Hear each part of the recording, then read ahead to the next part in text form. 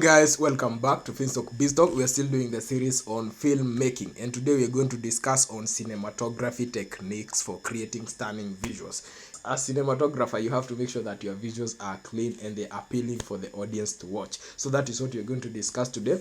My name is Patrick, and this is Finstock Biztalk, where we give you tips on how you can improve your social media, how you can grow your TikTok accounts and Instagram, how you can make money online, and even courses you should make sure you're doing, and to gain necessary tips and skills that will help you in today's era.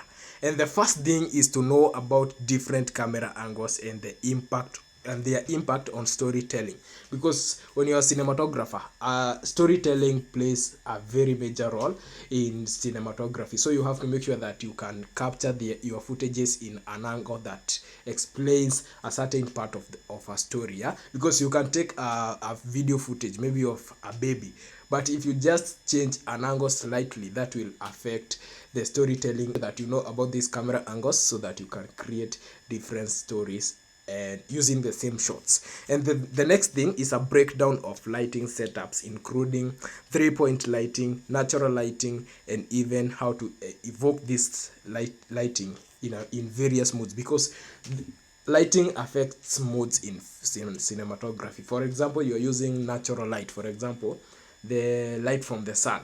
This will affect your film way much different when you're using light, maybe electric light. We are using where you're using electric light maybe in a room, or maybe you are in a studio. That will affect the mood. So you have to make sure that you know when is the best time to use natural light, or even when is the time to use artificial light, because this will affect your film and will affect the mood of your film in a different way.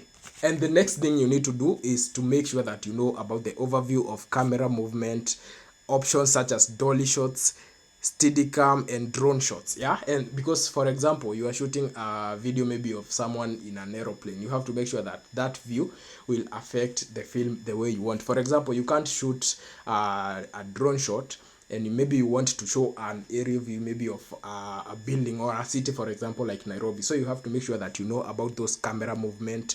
For example, even the Steadicam, for example, where the camera is just stationary, it's not moving, you have to make sure that you know when is the best time to implement that way, when is the best time to use a drone, when is the best time to keep the camera just at a certain angle. Because this, as a cinematographer, that is why you get people enjoying a movie, just because there was slightly camera movement that were based on what they were trying to create. And the next thing is the overview of camera movement. For example, you are trying to put, maybe you have a giant in your movie, you have to make sure that you're setting your camera maybe down here so that that character can feel superior. For example, it's a shot where maybe a baby is watching her mom maybe do something. You have to make sure that maybe you are recording something, and that's something maybe for example it's a corner or a door. You have to make sure that that comes between the shot of their mom and maybe where your camera is. You have to make sure that you create that object to create that effect of someone watching.